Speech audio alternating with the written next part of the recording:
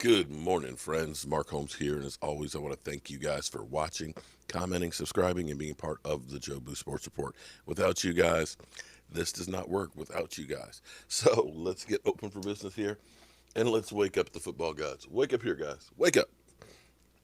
How y'all doing today? Do you guys realize what today is? Today is Sunday morning. We sit 21 days, 11 hours, 47 minutes, and 30 seconds away from the Dallas Cowboys kicking off against the Los Angeles Rams. It's even less than that before Kansas City takes on the Texans. We are coming onto the season really, really fast, and I'm beginning to believe, I am beginning to believe that we are going to, in fact, have a season.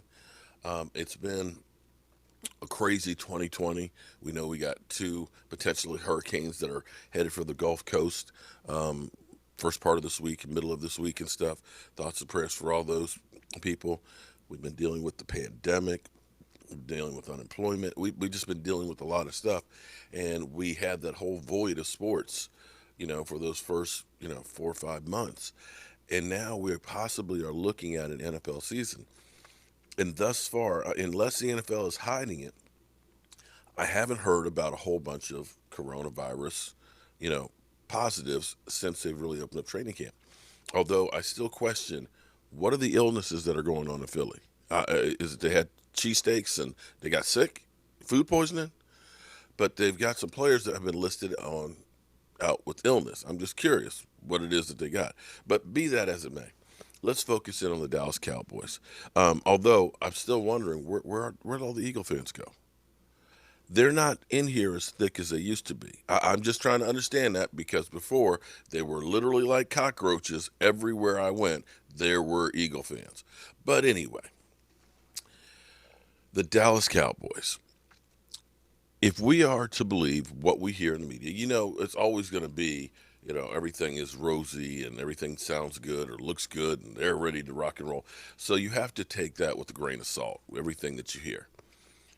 But if we are to believe some of the things that we hear on the field, it seems like the coaching changes have been awakening, an eye awakening, or an awakening inside the soul of some of the players.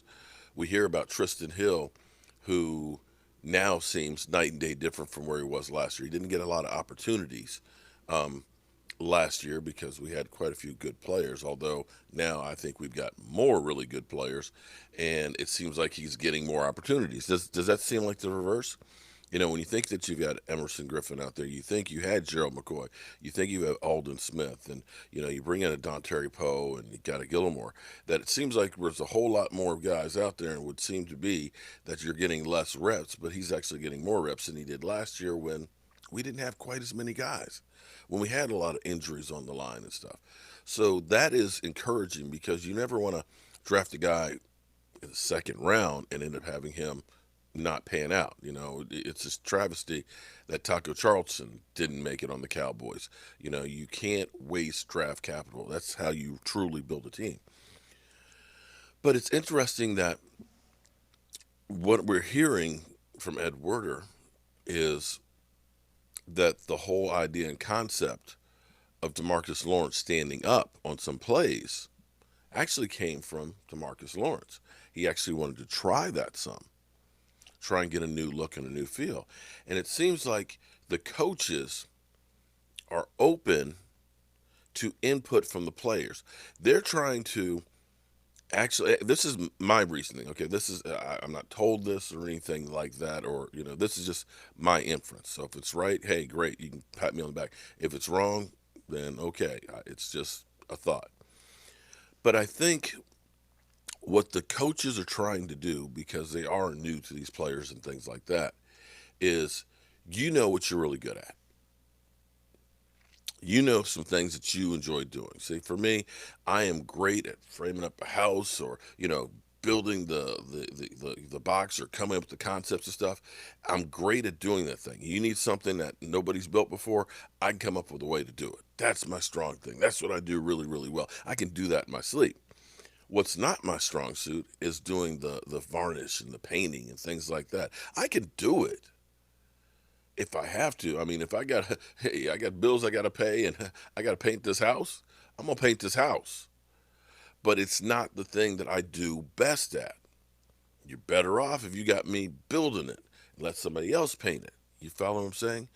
So I think with the Cowboys before, it was like, this is what I need you to do, and that's the only thing I want you to do. But you're over here and you're like, but I'm not real good at that. I'm really good over here at doing this. I don't care. I need you to do this and this only. So if you take a carpenter and you say, you're going to be a painter, because that's what I need, I can do it. But again, it's not going to be that good. And so what I think this coaching staff is doing is they have a philosophy and a concept of what they want to do. We know Mike Nolan, having coached with San Francisco and with Baltimore Ravens, and then down in New Orleans was the linebackers coach, likes to play with big defensive linemen. He likes to play with the linebackers playing downhill. He likes to play in aggressive style defense. But they also recognize that it may be that this guy is not well suited for that. But, much like Bill Belichick does, I can use him in certain situations that give me an advantage. See, Bill Belichick, as great as Tom Brady is, I don't think Tom Brady has all the rings that he has if he's got Jason Garrett as a coach. I just don't. And maybe Bill Belichick doesn't have as many rings as he has without Tom Brady. Maybe that's just one of those matches that was just made in football heaven.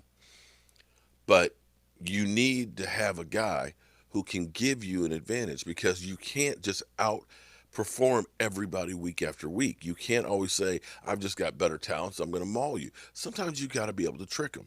And Bill Belichick finds guys that they may not play every single down, but I can find a mix match that's going to give me an advantage for a few plays. And a few plays sometimes is all it takes to win a game. Think about when we played New England. Think about the weakness that Bill Belichick found in our punting and was able to get that punt block to give them the ball deep in our territory for the one touchdown that was scored in the game.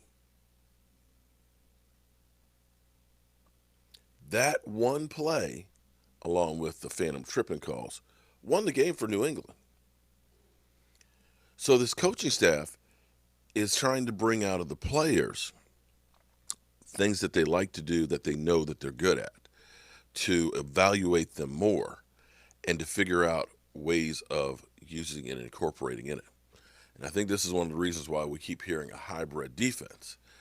Ultimately, they want to change the defense, but they recognize that we've got some guys that are better in one defense and, in 3-4, some are better in the 4-3. But we can kind of play depending on the team that we're going. We'll have versatility to be able to do some different things. At least that's my inference of it. And I think, we know Earl Thomas may be out there. I'm kind of like done with Earl. I'm kind of, personally, I'm just done with Earl. I'm still mad at Earl Thomas for the way he teased us. The way he teased us.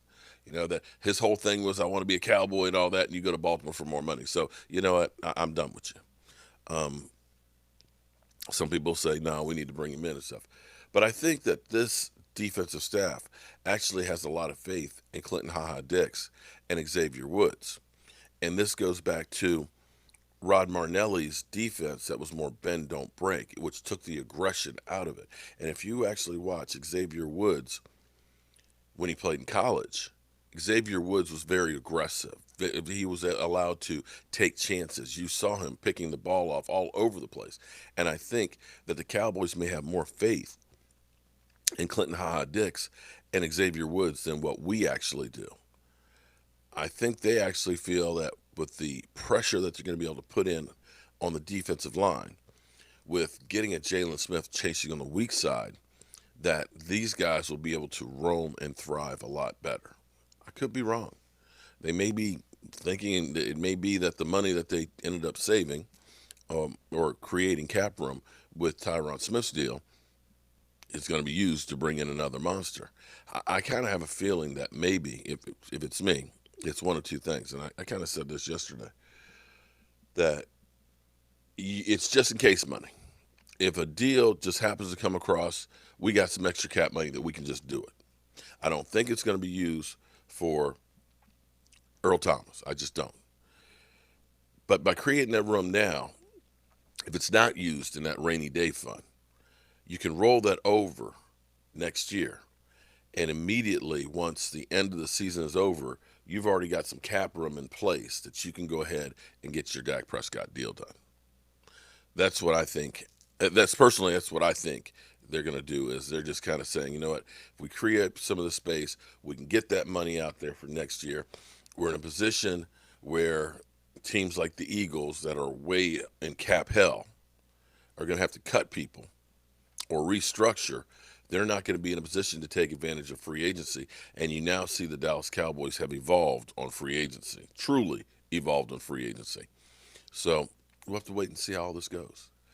But today is going to be a good day. We had a great time last night with E2 Blue coming over and hanging out. And we're going to be doing some different things. Today's going to be a big day. I've got to fix the siding on the outside of the house. I'm going to get that done before it gets hot.